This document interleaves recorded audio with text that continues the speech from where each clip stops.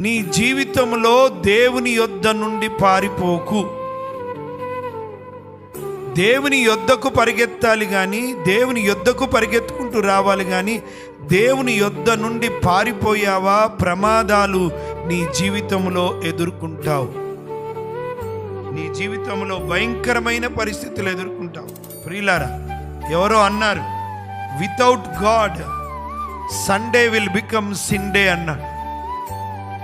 దేవునికి నీవు దూరమైతే సండే నీకు ఆరాధన కాదు, సిండేగా మారుతుంది. ఎందుకంటే దేవునికి దూరంగా ఉన్నావు. మండే విల్ బికమ్ మౌండే అంటే ఏడ్చే దినముగా మారుతుంది. Tuesday will become tears day, కన్నీరు దినముగా మారుతుంది దేవుడికి దూరం అయితే. నెక్స్ట్ ఏంటిది? Wednesday will become waste day in your life. Thursday will become thirsty day, దాహం. Friday will become fried day, fried అయిపోతాం. Saturday will become sad day in your life.